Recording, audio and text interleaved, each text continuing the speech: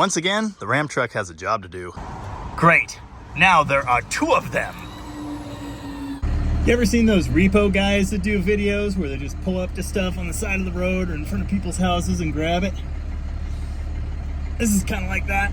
Yep, it's a Barracuda. God, I hate this city. I think I've mentioned that before. Yep, we're still doing it. It's a good look. Burger time. Hi, I'm Jamie. This is Dead Dodge Garage, and this is Dave's 1965 Plymouth Barracuda. As you may or may not know, I'm kind of a fan of these early Barracudas. I actually own one. This is my 66 Barracuda, which keeps confusing people because it has a 66 dart nose. I assure you, however, it is one. So imagine my surprise and delight when Gold Member Dave asked if I'd like to work on his. Yes, I would. You see, this thing is the perfect Dead Dodge Garage project. Okay, maybe it's a little too nice to be the perfect Dead Dodge Garage project, but I digress. This fastback style of Barracuda was made for 3 years, 1964, 1965, and 1966. The first generation Barracuda is just a fastback version of this, the 2-door hardtop Valiant. Of course, this one's a 63, so things are a little bit different, but not that different. The biggest defining characteristic of the early Barracuda, of course, this gigantic rear window, which at least at the time of its production, was the largest piece of glass ever fitted to an automobile. Anytime one of these Barracudas is on the internet, whether it's for sale or in a video like this, it is inevitable that someone is going to chime in and say, "Oh, be careful with that back window. It's worth $5,000. No, it's not. And I know that because I have 2 of them. Both of them were free. I am going to hold on to one of them for a spare for my car because, of course, as long as I have a spare, it'll never break. But I'll make you a heck of a deal on the other one.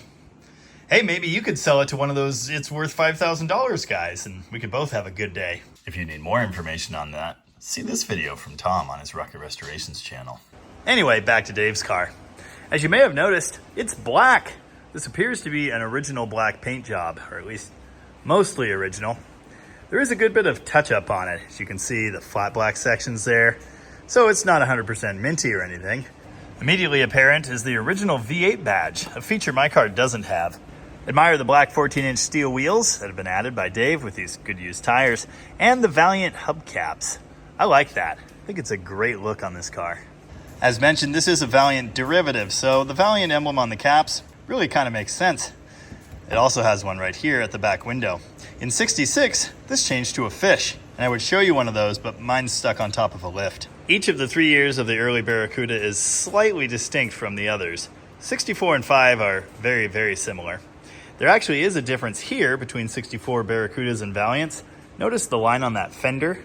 It only goes down like, 3 or 4 inches there? The 64 Valiant still has the earlier line of the 63 that comes much farther down the fender. In 65, it got the Barracuda design. The grille is another piece that's distinct from the Valiant. Note the turn signals in that location. It's kind of a cool look. I can't remember if the grille is the same for 64 and 5 or if it's slightly different. 66 is certainly different. A 66 Barracuda grille looks like this. Inside the car, we find black interior, most of which is in remarkable shape. Also, a shifter and a third pedal. More on that in a minute. All Barracudas had low back bucket seats like this, for 64 to 6 anyway. And there's a folding back seat. I think this one's actually in very nice shape. Yeah, pretty nice. Amazingly enough, the back seat in my car is also pretty nice. I'll be ripping it out of there, but that's this whole other thing. The seat is secured upright by this giant chrome pull bar, which is always a giant pain. That's been my experience. I'm not exactly sure why all this carpet in the back is brown or tan. I feel like it should be black to match everything else, but I could be wrong. All of these trim pieces are super, super nice. Admire the chrome filler neck. I believe it's chrome because it sticks through the inside of the car and you can see it. In later years in the fastback, they actually put a whoopty in that filler neck so it's hidden outside of the panels. The dash on this thing is just about immaculate. There are cracks starting to form around that center section of the dash pad, which is super typical of all early A's. But in general, it's very nice. I mentioned that 4-speed. Of course, that's the venerable A833 Chrysler unit. It's original to this car. In '65, it is shifted by a Hurst shifter. Later in the 60s, they went to that horrible inland shifter before switching back to the Hurst later. As you can see, the clutch pedal pad is missing. Also, the first time I hit the clutch pedal in this car when we were loading it, the pedal just went to the firewall. Turns out one of the little linkage clips had popped off. It's fixed now. I suppose I should mention, in case you don't know, in addition to the folding down rear seat, that panel in the back opens into the trunk, and then you can fit stuff all the way from the very back of the trunk to the back of the front seats. I believe it's something like a 7-foot storage area. The 66 Charger has a similar design to this. Of course copied off of the Barracuda, but enlarged somewhat. There's an original radio in here. Note, it also says Valiant. All the little doodads, the controls, the trim, everything's here, and it's pretty shiny and pretty nice. This yellowed plastic on the gauge cluster bezel is supposed to be chrome, painted chrome anyway. It's pretty typical to see them faded like this. So that's what Barracuda door panels should look like. I wouldn't know. I mentioned the V8 hiding under the hood. In the early Barracuda, 64 through 66, that can only mean one thing. The 273. I like the 273. I guess that's why I have 4 of them. Well, 3. I scrapped one. Eagle-eyed viewers will note this is the basic standard 2-barrel 273. It's no powerhouse. In a lightweight car like this, it's still going to be plenty fun. Anyway, we're going to be doing some cool stuff with this engine, but we'll get to that a little bit later. Notice the last tab on this license plate? November 1996. As you can probably tell, it's been inside for, let's say, most of that, and it's in decent shape, but as you might imagine, many different systems on the car need some attention. Amazingly enough, brakes don't seem to be one of those. When we were loading, these brakes worked very, very well to hold the car in place on a hill while I was trying to get the winch figured out. Unfortunately, there seems to be fluid coming around the lid gasket on the master cylinder. Maybe from the rear seal. I don't know. It's kind of a horrible mess. So we're going to look into that. But Dave has already been into 3 of these brakes, cleaned them, and adjusted them. He bled them, and that seems to be working very well. We do have wheel cylinders on hand. We'll probably be checking his work on all of those and just making sure the brakes are in good shape. Oh, I should mention this car has 138,135 original miles. Meep, meep. Yeah, it doesn't do that right now. I might be a little jealous. This thing is sweet. Black on black, 273 4-speed. I don't want you to get the idea it's perfect. It's not. There's a little bit of crustiness. The good news is, this thing is going to be living inside forever now. So hopefully it won't rust too much more, and maybe someday this will get fixed. For now, it's going to get driven and enjoyed. I saw a squirrel and got distracted for half an hour. I guess I should tell you what we're doing with this thing. We're putting it back on the road, obviously, and there's a ton of stuff that needs to happen to do that. First on the list, replace the fuel tank, because as usual, this one's totally smashed and full of horrors. Horrors. It's full of horrors. So I'm going to get it up on the 2-post. That'll make that a whole lot less miserable. Going up. Oh yeah, at some point we've got to fix the stance. This thing droops way too much in the back. Are you impressed? I'm impressed. Dave got this car from his uncle. I'm starting to think Dave's uncle had done some off-roading with this thing. Also, there appears to have been a leak for a while. This is terrible. Yep, it's an 833 4-speed, which is just a nice way of saying it leaks gear oil. Might need some rear shocks, among other things. Anyway, good news, the tank's pretty much empty. Bad news, it's disgusting. Oh yeah, apparently we're having some weather. You ever heard of a bomb cyclone? Me neither. Anyway, real good chance we lose power sometime soon, so we'll see how much of this I can get done. You know, they might have gone a little overboard on the undercoating with this one. I don't know how that's ever gonna come clean. The good news is the tank is destroyed and bent, so I don't know, maybe I could just lift this up and get it out of the slot. I've shown A-body fuel tank replacement in a couple videos before, so I'll spare you. There's usually a lot of profanity involved. The main profanity-inducing part of this is the filler neck. It's always a giant pain. And on these, they're bolted inside the quarter panel, and it goes through the inside of the car. I'm leaving it in place. I'll be cleaning and greasing that thing and just hoping it goes back together. Dave assured me there was only like a cup or 2 of old fuel in this thing. It's a lot more than that. It got on me. That does not smell good. Dave. You know, I think this is the 6th crappy old gas tank we've removed here this year. And they're almost always like full. This ain't it, Chief. Smells awful. Good news, everyone. We don't have a filler neck grommet, which is a recurring theme around here. I don't know why they don't just throw one in with the tank. They include a lock ring that kind of sort of works and a seal for the sending unit, even though those come with the sending unit. But there's never a grommet, and let that be a pro tip for anyone that's going to do one of these fuel tanks. Just order a filler neck grommet. Kind of need this thing off the lift tonight, so I'm going to use the old one, which is not beautiful, but it's what we got. Here's our shiny new fuel sending unit, which looks great, but there's about a 0% chance of the gauge being accurate with this thing in there. Has anyone ever told you you're loud? I did get the sending unit and lock ring in place, though. It seems like it'll even kind of work right. Woo! I'm ready to lift the new tank up in here, I think. As mentioned, the filler neck is staying put. I've done multiple A-body tanks this way recently, and I'll tell you, it sucks. The only cheat code I can offer you is clean, sand, and grease, liberally, the outside of your filler neck, and hopefully it'll slide right into the grommet. Okay, I almost don't believe this, but it went right on.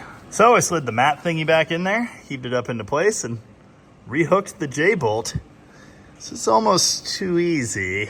Either I'm getting better at these things with experience, or something terrible is going wrong here, but we'll find out soon enough. New rubber hose is in place, and note there's also a ground strap. I have seen many of these fuel gauges work without one, but you're definitely putting your best foot forward having that in place. Barracuda's back on the ground, tank is all done. I do need to replace the fuel filter up here, and then I'm gonna hopefully learn that the mechanical fuel pump does work. We'll see. I need to move this thing tomorrow, so if it doesn't work, we'll put an electric pump on it or something. The great windstorm of winter 2024. We will rebuild. Oh, that's something. It's the next day, and I've got about 5 gallons of fuel in this thing. I say about because a good bit of it went everywhere. That's mainly water from a leaking roof, but some of it's gas. There's gas all over my hand. There's a reason every one of these early A-bodies has a stain like that one. And that reason is it's just about impossible to fill these things carefully, especially with like a gas can. You start pouring fuel in there and it's going everywhere. It's just how it is. Anyway, it's got gas in it now, so hopefully it'll run. I'm headed up to Rocket today, ironically to pull a Hemi out of a black Hemi Cuda.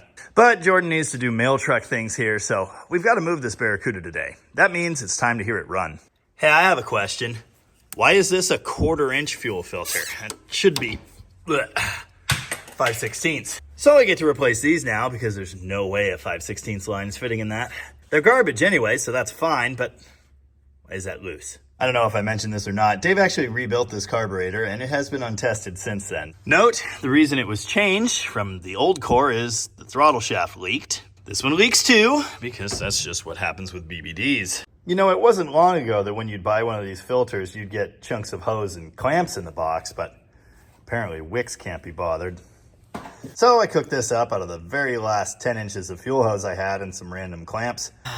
Just BBD things. I pre-filled the bowl and everything else a lot, and we should be ready to fire it up. Dave did run this thing off of a squirt of gas like some number of months ago, so I think that means the points are fine. It should fire right off, and hopefully it pumps fuel. Let's find out. All right, here's my gas vapor in your eye.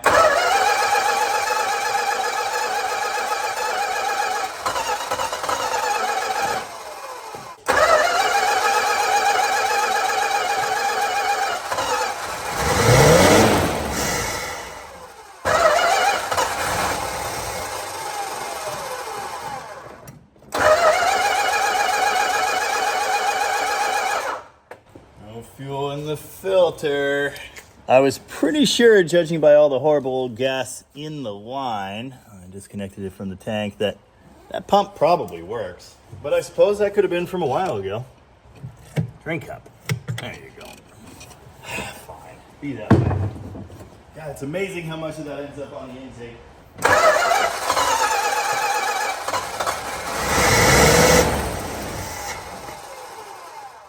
It's amazing how briefly it'll run on that much fuel.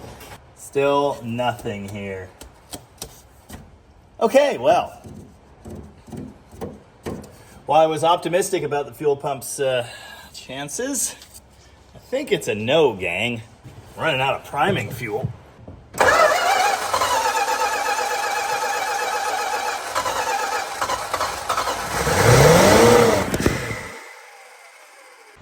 Wah, wah, wah. I did think to check the oil and make sure it wasn't full of nasty old fuel, and it's not. It's horrible, disgusting tar. It's not full of fuel. Oh yeah, that whole storm thing's still happening.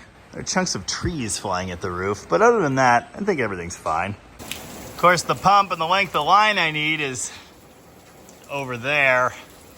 I don't particularly want to go get that right now.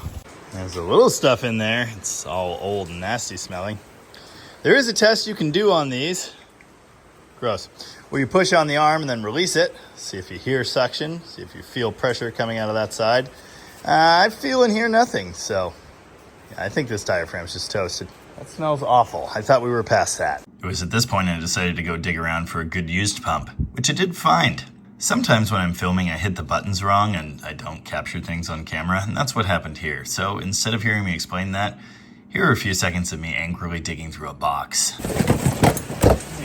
So stupid! This one definitely actually moves some air, so in it goes. New used pump is in. More gas down the throat. Let's see if this thing will pull fuel.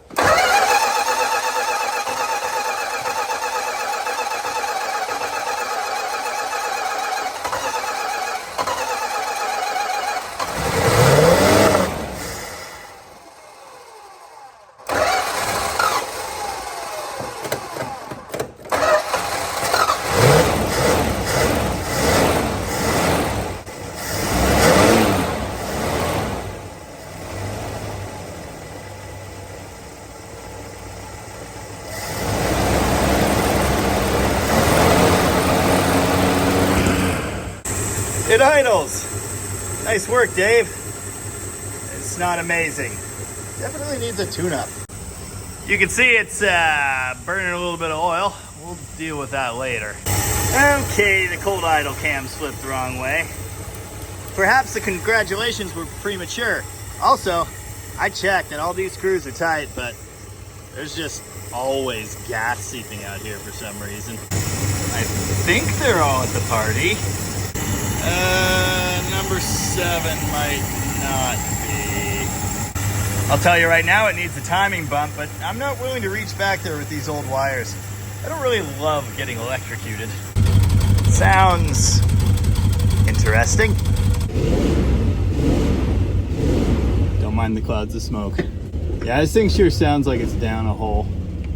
It sounds to me like it's cranking pretty evenly. Also, like there isn't an incredible amount of compression in this engine, but it should be enough to do things. We definitely need to get that mishandled though. Oh, and the smell. Need to handle the smell. This will come as a shock, but there's no fuel or temp gauge. Do I dare test the wipers? No, don't.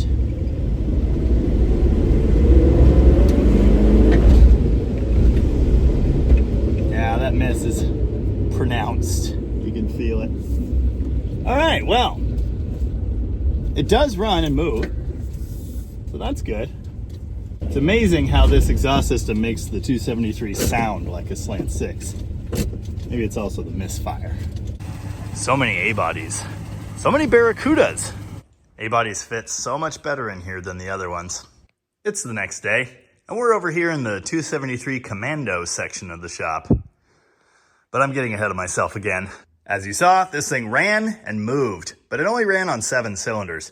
I suspect this is a basic tune-up issue, like a bad plug wire on number 7, the one that seemed to be cold. So today, I'm gonna pull the plugs out, take a quick look at them, throw some fresh plugs in, and then put a different set of spark plug wires on. I wanna make sure this thing is capable of running happily on 8 cylinders before I move forward with anything else. Before I just start ripping stuff apart, I will mark where the number 1 is on the cap. pull all of these wires because I'm pretty sure they're junk. And I'd like to be able to get everything lined up correctly again. I only need to know where 1 is, since I know the firing order is 18436572. I can figure out where the other wires go from there.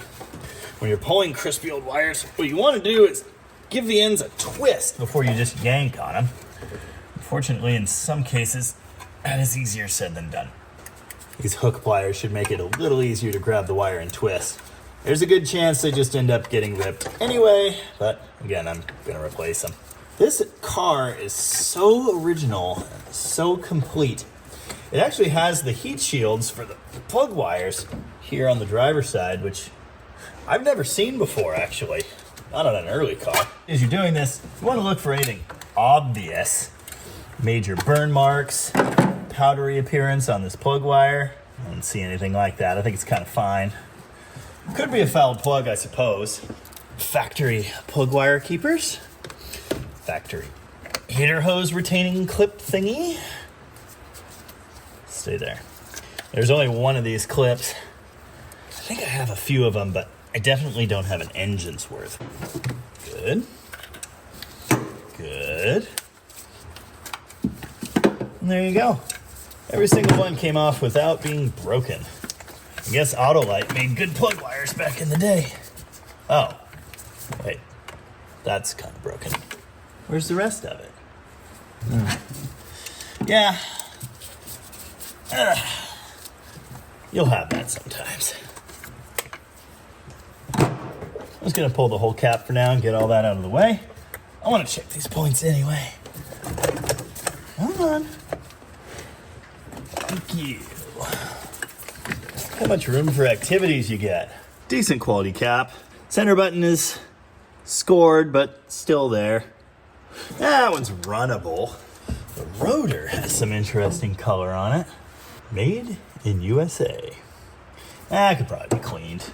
Yep, they're points. Those haven't been changed since, like, I don't know, the first Bush administration? There's a bit of nastiness in there. I don't really want to put my mouth on this, but I'm curious if this vacuum advance module works. Nope, it's bad. It's pretty typical. There's a reason I hoard old Chrysler distributors, and it's that. What that means is this thing had a vacuum leak everywhere off idle. The vacuum advance is ported, and that port is above the throttle blades. So when the throttle's closed and it's idling, there's no vacuum here, but when you're going down the road, there is. That would lean it out, which is not really what you want. Let's pull the plugs. This is just about the best way to do it on an early A. 6 or 8 inch extension, 13/16 spark plug socket, and an electric ratchet makes it go much faster.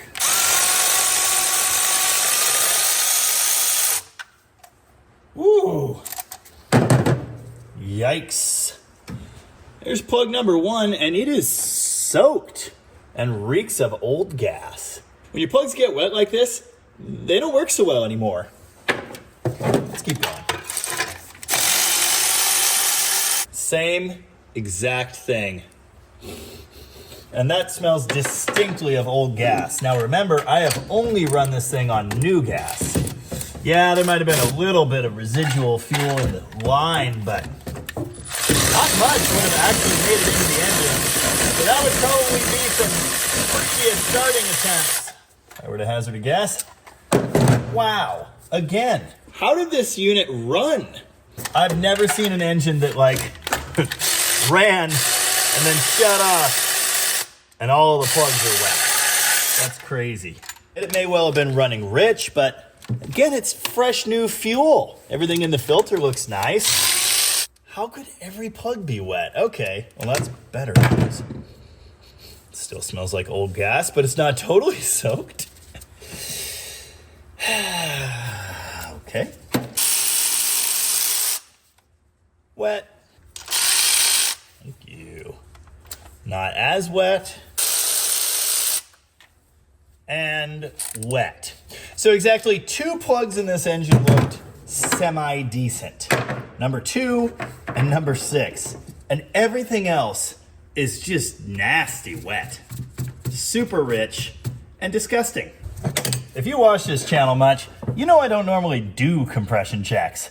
I'm more inclined to use my ears and other senses to figure out the running state of an engine. When an engine's cranking over with all the spark plugs in place, of course they're out of this one now, you can listen to that engine and kind of detect any jumps or gallops, weak cylinders when it's cranking over using your ears alone. So that's normally what I do. If an engine has absolutely no compression, well, you can tell that by listening. So I don't always go for this gauge. In this case though, I'm really curious. It didn't sound like it had a whole lot of compression when it was cranking at first. So I want to see what things are like here. I've got the gauge on number 1. Let's see what we get.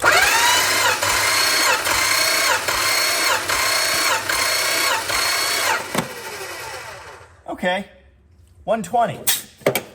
That's not so bad. It's not amazing, but it's not so bad. Now, if you don't know, essentially what this number tells us is how well the cylinder is sealed. It gives us an idea of its health and the kind of power we can expect it to make.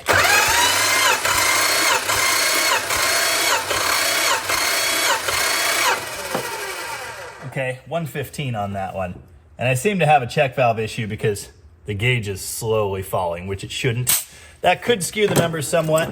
What you really want is even numbers across the whole engine. If it's somewhat tired, but all of the cylinders are the same amount of tired, that's good. If you're missing 10% of the compression in one cylinder, that cylinder's got an issue.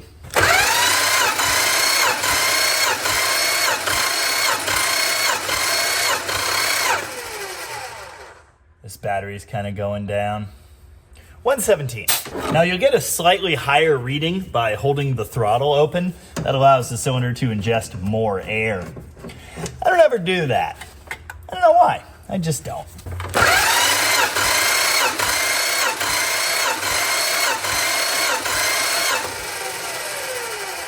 Remember, 7 was the one that seemed to be colder. Not dead cold, but colder. 104.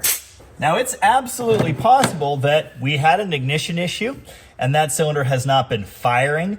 And once we fix that, and it is firing, that compression number could come up. You see, combustion in a given cylinder forces the rings outward and increases the ring seal. That number being over 100 PSI, I still find encouraging. It's not the best news, but I think if we fix whatever ignition issue and run this thing some, that number would come up. Judging by the temperatures I saw before, I'm pretty sure these ones are all going to be in that same 115, 120 range, but we'll run them anyway, since we're here.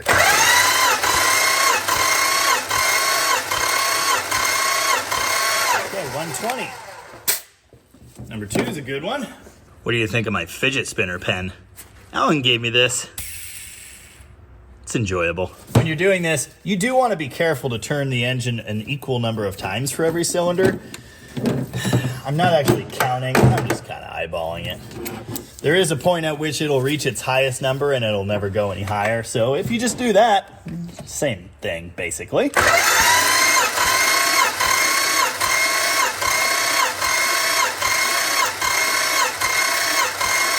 that? It went as high as 125, but the same number-ish of turns as I checked all the others, it was 120. Now it is interesting that number 2 had a drier plug, number 4 had a wetter plug, but they had the same compression number. A basic tune-up will do this thing wonders. That one was definitely 125. So number 6 is our strong one. That was the other one with a decent-looking plug. Wow. And number 8, 127. So there are our numbers. Number 3 is 115, number 5, 117, number 7, 104. Everything else is 120 or slightly higher. Now again, you really don't want to see variation. This engine has barely run, and it certainly hasn't been taken out and beaten on a little bit, which can help to even things out, and we will get there. Seeing those numbers, I'm very confident we don't have any actual mechanical issues. We just have an engine that's been sitting for decades. Let's get some fresh plugs in there, and hopefully a set of good used wires if I can find them, and then we'll see what we get. Actually, according to my stomach, it might be burrito time first. Apparently the spark plug flavor of the day is the Autolite Platinum 66. 66 is the standard Autolite number for a small block Chrysler. I'm kind of in the habit of using the world's cheapest spark plugs, Champions. As you can see, I have tons of them. The plugs I took out are an Autolite Power Tip 56. I've never heard of such a thing. Why is one of these brand new spark plugs fuzzy? All the plugs are back in, so for science, let's hear what it cranks like.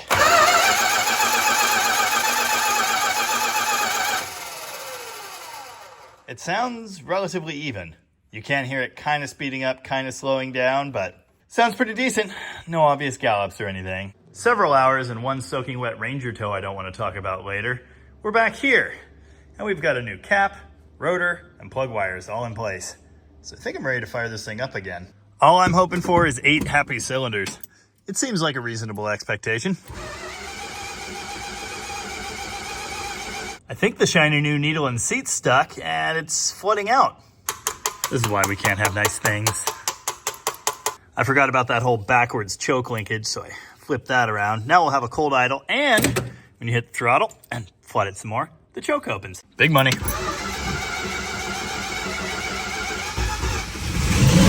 Slightly flooded. Hey!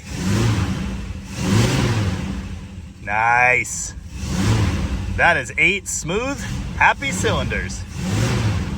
And some more smoke. That is terrible.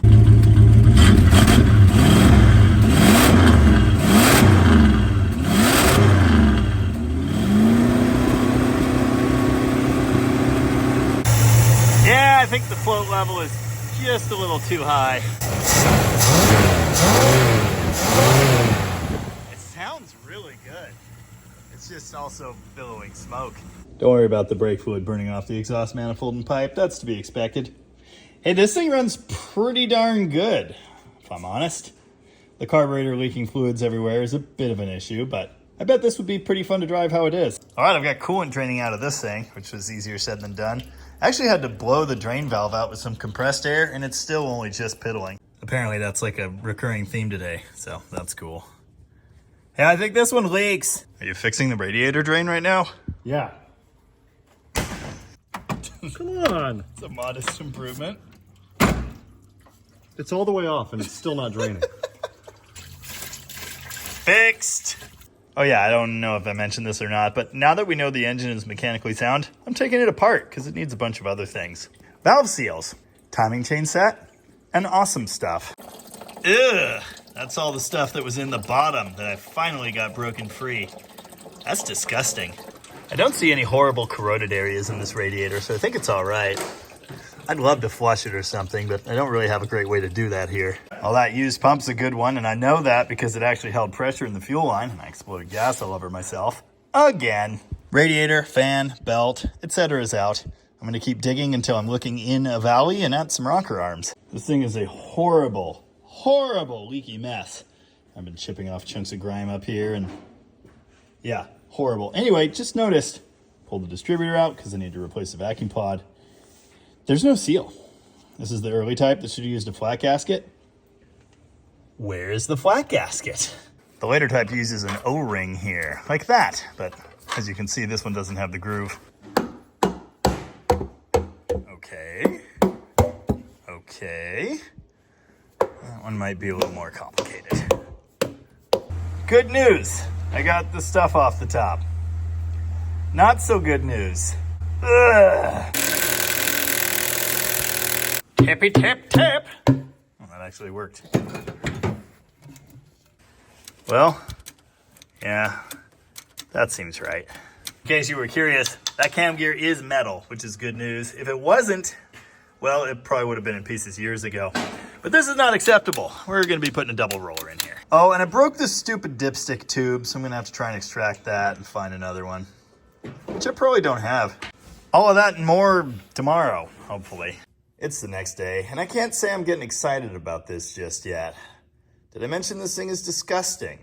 Well, it is. I am looking forward to 1,000 different comments saying, they ran Pennzoil! Yeah, cheap, crappy oil can do this. Also, neglecting oil changes can kind of do this too. I'm examining the patterns on the lobes here, and they look a little different than I'm used to. That would be because this is a solid lifter engine. No hydraulic tappets here. It's just a simple bucket that the pushrod goes down into. That's why these engines have adjustable rocker arms. If you're building a performance small block Chrysler, the hot tip is grab some of these 273 arms and slap them on your 360, 340, or what have you. I already showed you the beautiful timing chain. That's one of the reasons I'm in this engine. Here's the other one. Those valve seals are no longer rubber. They're solid, pretty much. And they're not gonna seal oil out very well like that. I'm not planning to take these heads off. I'm hoping to do this the quick and easy way, which probably isn't any easier than doing it the right way. And that is using compressed air in a given cylinder to hold the valves up into position while removing the retainers, pulling the keepers and the springs off, and then replacing the seals. You do that cylinder by cylinder using compressed air in whichever cylinder you're doing the springs on, and that makes it so you don't have to remove the heads. Thing is, I'd really kind of like to remove the heads because they're disgusting and horrible. They could probably use a cleanup, and they could probably use a lap job as well, but we're hoping not to go there. I have two reasons for not wanting to pull the heads. First, because this is a budget job. I'm trying to do this as reasonably as possible. I didn't buy head gaskets, and I'd rather avoid it.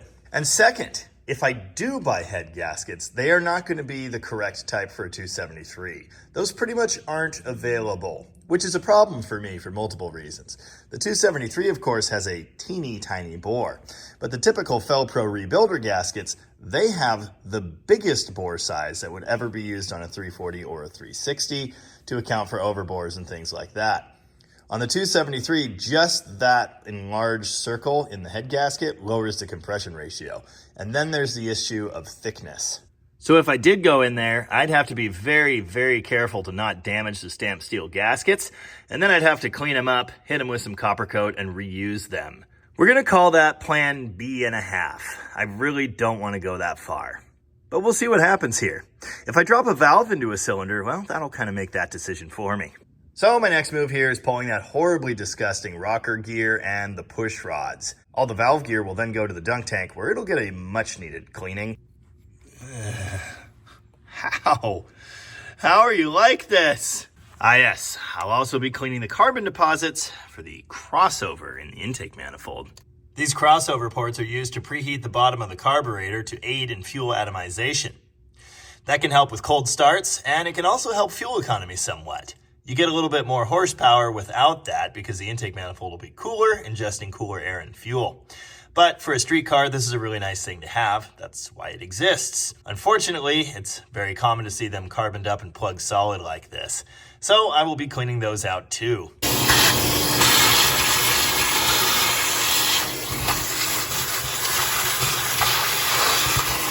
It's hours later because I had to go do important YouTube things. But Alan is hard at work degreasing Barracuda parts. Look at this. You're like a chef, but way more gross.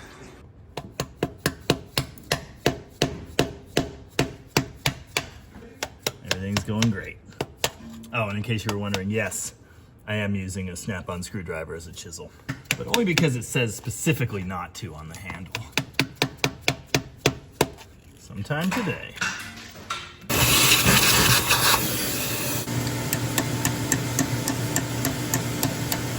It is funny doing all this work to open them back up when, for performance builds, you just want to cover them. On a couple sets of heads now, I've made steel plates and welded them over these holes. Again, for go-fast purposes. The amount of work it's taken to get that tiny opening into the exhaust valve, absolutely ridiculous. Well, I've been working on this for like a really long time now, and I've finally got the exhaust crossover ports clear. I did vacuum them out with the shop vac, then chip more and vacuum more and try and make sure all the debris came this way. This side in particular had some big giant flakes that reclogged the port when I tried to suck them through. I laid many layers of towels all rolled up and such down in the valley there, and then I gave the heads a little bit of a brake clean bath. Certainly improved things. They're still horrible, but less horrible. And now it's time for the part I really haven't been looking forward to. Changing the valve seals. Now, in case you're not so sure if this is necessary or not, I'd like to direct your attention in here to all of that horrible oil that is coming in around the intake valves. That is the reason for the smoking we've been seeing with this thing, and it's terrible. Somehow, in my entire automotive repair career, I have avoided ever changing the seals with the heads in place. But that's what we're going to do today, and there are multiple ways to get that done. One method I've heard is pack string into the cylinder. You feed it in through the spark plug hole, and that gives the valves something to hit when they fall in, so you can fish them back out. The other method I've heard about many times is using compressed air. So that's what I'm going to try. Hopefully these valves seal well enough that that'll actually work, but we're going to find out. With compressed air in a given cylinder, we'll remove the world's weakest valve springs, which I wish I had something to replace with, and then we'll get in here and change the rubbers, and then pop them back in, all while there's still air in the cylinder. Then we'll move to the next one. Don't ask me why I started on cylinder number 2, but here we are. For whatever reason, I got some debris wedged in that valve during cleaning, so it was leaking at first, until I tapped it with a hammer. Works pretty well, actually. You can hear the pressure bleeding off around the rings. That's to be expected. Now the tool I'm using to take these springs off, screw style spring compressor. I put this on the first spring and I compressed it. The keepers stayed stuck in the retainer. And that's because they kind of seized together over the years. So what you need to do before you try to take them apart, take a socket of a large enough diameter to sit on the retainer like this and around the keepers and tap it. When I did that the first time, it still opened the valve. But now you can hear it is not. That tells me that those pieces have separated. You need to go around and do that on every valve. Be careful here. It might be wise to wait until you've got air in that cylinder, because in some cases, I have seen the little keepers just fly out. Now we install the toolie bob. It should, there we go. Yep, separate from the little keepers.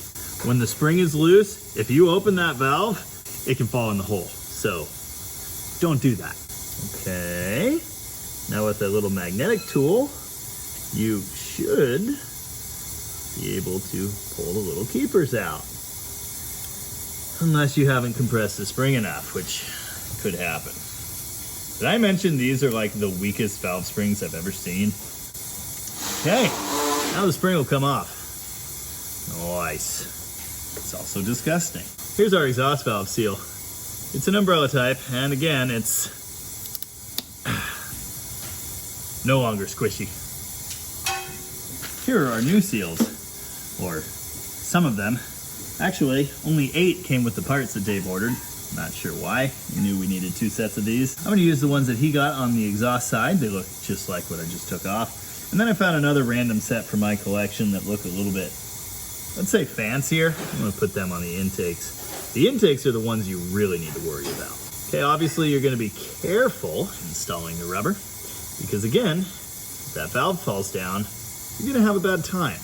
You need to get that over the grooves. Some of these sets of seals come with a little installation tool. Valve sealed. Set the spring back in there. Keeper number 1. Come on. There we go. You know, aside from the whole compressed air thing and the stress, this is actually easier than the way I usually do it on the bench. So there's that. If everything wasn't so gummy and horrible on this engine, that would help. Okay, that's not good. Might have to get a chisel. Oh, there we go. Woo! Here's the seals I found in my stash. There's a little installer. Why? That covers the groove, so the new seal should go right on. Oh yeah, buddy. There you go. Wait, did I grab? And use that one. There you go. Fixed forever, I guess. These keepers are different styles. The exhaust are 3 groove. The intake are only 2 groove. Little easier to install, he said. Prematurely. Come on. Now I only have to do that 7 more times. Can't wait. I don't know if I mentioned what I'm using to do this. This is a hose from a snap-on compression tester with the check valve removed. If it had the check valve in it, no pressure would be able to go that way, so you gotta take that out. Obviously this quick disconnect matches my air hose, so I'm able to simply connect that and hold air in a cylinder. The reason I have this is because it also goes with my leak down tester. which is a brilliant tool. You can use this with compressed air to calculate cylinder leakage, and you can figure out where it's going. In case you were wondering, the valves aren't exactly perfectly sealed either. These heads would definitely be a good candidate for an overhaul. One down, one to go. I'm all out of new seals and nothing's gone horribly wrong yet, so that's the good news. Now I gotta get this timing chain apart. Funny enough, the crank gear moves freely, but the cam gear doesn't. That's backwards of what normally happens. Oh, also really funny, I just did number 7, and somehow putting air in there magically lined us up at TDC1. Fire! Incidentally, when you set the timing, when you align the dots on your new set, that's 180 out. Whoopsies! Slightly on fire. I've mentioned in the past that both dots up is actually TDC1. That's when number 1 is supposed to fire. As you can see here, both lifters are down. TDC1 is this, both dots upward. When you line the dots up on the gears, you're actually 180 out. So you need to line them up and then turn the crank one rotation. Then install your distributor pointed at number 1. Did you know hot things are hot? Yes. Well, they are. I scraped off another pound of grime, and now I'm going to try and get this broken dipstick tube out of the block. If I can accomplish this, I'll go try and save a not broken one out of a different 273 and tap that in there. Or I suppose I do have a random chrome one. I am all that is man. It's more hours later. In fact, it's 8:05 p.m. on a Friday, which means it's time to be done with this video. Slightly unfortunate. I wanted to do more things. I'm somewhat concerned that it may not be immediately obvious how much of an improvement this thing is. It's still greasy in places, but like you can see orange now, and you can see black on the K member. Well, again, in places. This thing was disgusting. The chunks of oily, carbony, dirty, sandy buildup on this engine. Just disgusting. And that's on the outside. The inside was almost worse. There is just no way to clean this to 100% right now. There is no denying this is a humongous improvement. And I think it's going to be good enough. It's still a somewhat tired, greasy old 273, and there's just nothing I can do about that. But it's much, much better. There was so much work off camera, scrubbing, vacuuming, cleaning, from me and from Alan, who prepped all of these parts to go back on the engine. He also rebuilt the new carb. Did I mention we're putting a new carb on this thing? All right, you can have a little taste of what's coming up in the next video. You ready? Ta-da! That's right, we're going commando. If you don't know anything about 273s, this is a special D4B Edelbrock intake manifold designed specifically for these 64 and 65 heads. These are special Commando 273 valve covers, and this is the special chrome air cleaner with matching chrome breather cap. Pay no attention to the ultra long breather hose. I was running this on a slant 6 for a bit there. I got a great deal on all of these parts from my friend Mitchell, except the air cleaner. I bought that from Tom. And I don't have a car that needs them. There was a time I was going to use these parts on the cheapo 273 I rebuilt, sitting over there on the stand, in the Llama Barn Valiant. But of course I don't own that anymore, and so they've just been sitting, collecting dust in the corner. I decided to pass the savings on to Dave and throw them on the Barracuda for him. Honestly, I cannot think of a more deserving car. This is going to be great. Is that going to clear the hood? Remind me to check that. Might need a drop base. The D4B is a decent flowing, small port, dual plane manifold, made by Edelbrock, of course. It's aluminum, so, lightweight race car stuff. It's essentially the ancestor of the Edelbrock Performer, which is a great match for a 318 or a 273 with the later style heads. A real Commando engine would have higher compression, and we're not going there. Obviously, I didn't change the springs, we're not putting a cam in it, we're just putting the dress-up parts and the 4-barrel manifold and carb on there. I am very excited to see all this come together. I'm excited to tune this thing and to go test it. Anyway, as mentioned, I'm way out of time and I need to go eat some dinner or something, so we will be getting back to this very soon. You'll probably see an update, let's say next week. As mentioned, Dave is one of my gold members. To him and all of my other members here on YouTube, I do have to extend my thanks. You're helping me in my quest for global domination and to get projects like this done, and I really appreciate it. On that note, I do want to address something. People ask me about working on their cars all of the time. If you're way across the country, well, that gets complicated. I'm not ruling it out. I'm just saying it's complicated. If you happen to be in the Pacific Northwest where I am, and you've got a Mopar project that you think would be suitable for me to tackle on the channel, shoot me an email at deaddodgegarage@gmail.com. I'd be very interested to hear about it. Anyway, hopefully you enjoyed that. In any case, as ever, thanks for watching. And remember, if my calculations are correct, when this baby hits 88 miles per hour, you're going to see some serious stuff.